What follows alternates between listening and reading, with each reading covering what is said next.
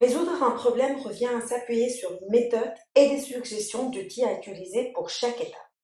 Ce qu'on va voir dans notre cours aujourd'hui. Vous êtes face à un problème et vous ne savez pas comment procéder pour le résoudre? Eh bien, je vais vous proposer une démarche qui est très simple à utiliser. Cette démarche, elle se base sur 5 étapes. La première étape, c'est de définir le problème à résoudre. Parce que identifier le problème, c'est 50% de résolution de problème. Une fois qu'on a défini le problème, eh ben, on va identifier les causes. Il faut savoir les causes racines, les causes principales, pour pouvoir dire que c'est un problème ou c'est un faux problème. On a identifié les causes, ben, il faut trouver la solution. D'ailleurs, c'est pour ça que cette démarche, elle existe. Une fois qu'on a trouvé la solution, ben, il faut lancer les actions et mettre en œuvre la solution retenue parce que peut-être on va trouver plusieurs solutions. Et une fois qu'on a retenu et on a mis en œuvre la solution, ben, il faut suivre l'efficacité de la solution et de sa mise en œuvre. Donc, on va définir le problème. La première étape est de bien intégrer les tenants et aboutissants de la problématique à résoudre. Et surtout, de ne pas confondre le problème avec ses symptômes. Il faut bien définir ce qui est un problème et les symptômes. Si on va prendre un exemple d'une personne qui est malade, eh ben, la personne elle a le Covid par exemple, puisque c'est la tendance aujourd'hui, eh ben, les symptômes c'est quoi? C'est des maux de tête, de la fièvre, mal de respiration, ça c'est des symptômes. Et c'est quoi notre problème? C'est la personne, elle est malade du Covid. Il convient de poser le problème pour bien comprendre toutes ces dimensions. Le maximum d'informations qui faciliteront la recherche de causes. Parce que identifier un problème, c'est tout d'abord comprendre l'extension de ce problème et il faut identifier et recueillir le maximum possible d'informations qui nous peuvent donner les causes racines du problème. Et selon l'ampleur du problème, il faut impliquer les collaborateurs de services différents pour élargir le point de vue sur la question. Tout d'abord, il faut comprendre que si on a un problème aujourd'hui, c'est que sûrement il va impacter d'autres services. Ça, c'est en premier lieu. En second lieu, les autres collaborateurs des autres services, ils nous permettent d'avoir un point objectif, un point de vue objectif sur le problème. Une fois qu'on a défini le problème, il faut identifier les causes. Pour cela, voici une étape clé. La recherche des causes impactantes, c'est un point qui est très important, et de bien séparer la recherche de la sélection. La recherche, c'est vraiment faire une recherche, et la sélection, c'est de sélectionner parmi les recherches, parmi les causes qu'on a trouvées. Donc là, il faut faire la différence entre les deux. Et la première demande d'être exhaustive en listant toutes les causes possibles ayant une influence sur le problème. Par contre, la sélection, c'est plus analytique, a pour objectif d'identifier celles qui ont un point suffisamment significatif pour être traitées. Comme souvent le diable est dans les détails, au premier regard, l'origine du problème peut paraître évidente. Pourtant, il faut toujours se méfier des évidences. Parce que un problème, c'est évident, c'est tout à fait normal, on a l'habitude d'entendre ça. Mais ce n'est pas normal. Tant que c'est un problème, ce n'est pas normal. Le problème doit être résolu. Et pour être résolu, on doit le définir, parce que, comme je viens de dire au début, que si on identifie bien le problème, on a 50% de la résolution qui est prête, et en plus, une fois qu'on a identifié le problème, il faut comprendre pourquoi on a ce problème. Et pour comprendre pourquoi on a ce problème, il faut identifier les causes.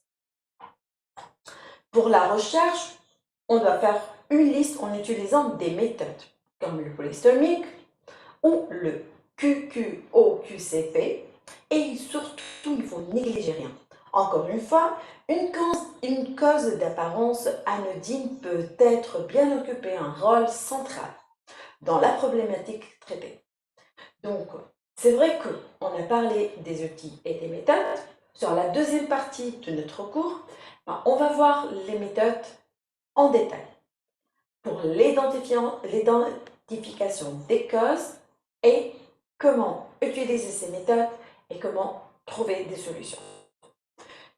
C'est bon, on a défini notre problème, on a identifié les causes, et bien tout simplement il faut trouver une solution.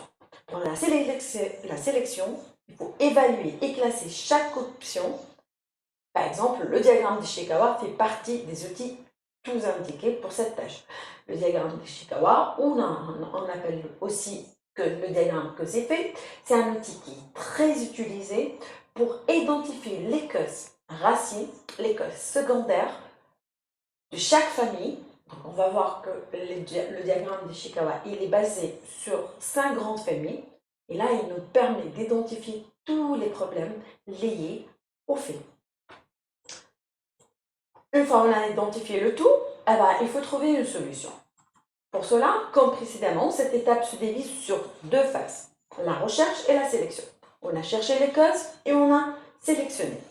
À l'aide d'outils comme le brainstorming, puis en utilisant des méthodes d'aide à la décision, comme la matrice de décision. Parce que pour un problème, peut-être il y aura beaucoup de solutions. Donc, il faut se décider et choisir une seule méthode, une seule solution. Et pour cela, on peut utiliser la matrice de décision pour nous aider à prendre notre décision et retenir une seule solution. Le choix de la solution prend en compte différents critères, comme la facilité, la rapidité de mise en œuvre, le cours, les compétences devant être mobilisées, les risques, d'effets de bord. Au final, ce n'est pas forcément celle qui a plus d'impact qui sera retenue. Il vaut parfois mieux retenir un ensemble de solutions secondaires, faciles, rapides à mettre en œuvre, qu'une seule solution avec certes un fort impact, mais lourde et coûteuse à déployer. Et si on utilise une solution ou on opte pour une solution qui est lourde et coûteuse, on ne va pas retenir à la déployer jusqu'à la fin. On peut opter à choisir d'autres solutions qui sont moins efficaces, on va dire, au long terme, mais qui peuvent aboutir à un résultat meilleur. Dans certains cas, la décision peut être validée par un test avant sa généralisation. L'expérimentation est toujours un excellent moyen pour vérifier la pertinence d'une décision. On peut faire un échantillon. On va prendre une décision, par exemple, de mettre en place une procédure. On met la procédure en test pour une période et on voit son efficacité. Si elle est super efficace, on opte cette solution et après on la standardise. Sinon, on doit retrouver une autre solution. Une fois que la solution elle est trouvée, ça c'est bien, on a identifié le problème, on a défini le problème, on a trouvé toutes les causes, racines, principales, tout ce qu'on veut, et on a retenu une ou plusieurs solutions. Maintenant, il faut lancer les actions et les mettre en œuvre, la solution retenue ou les solutions retenues. Donc, une fois que le choix est arrêté, il est temps de passer à l'action. Donc, il faut faire une bonne préparation qui maximise la qualité du déploiement et tout commence en fixant des objectifs pour s'assurer de l'efficacité des actions. Et en général, pour lancer les actions et les mettre en œuvre, on utilise un plan d'action.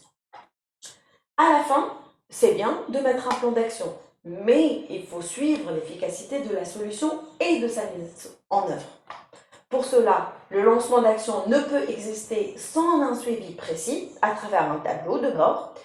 Et il faut faire attention à ne pas confondre l'efficacité des actions vis-à-vis à des objectifs qui leur ont été assignés et qui garantissent leur bonne mise en œuvre avec l'efficacité de la solution à résoudre le problème initial. Je m'explique. Dans le premier cas, vous évaluez la mise en œuvre d'une solution. Mais par contre, dans la seconde, la pertinence de son choix peut résoudre le problème. Donc, on a vu les grandes 5 étapes pour la démarche d'une résolution. Tout ça est bien, tout ça est bon, mais il nous faut les outils. Sur la deuxième partie du cours, on va voir les outils pour l'identification du problème, pour trouver la solution et comment faire un plan d'action.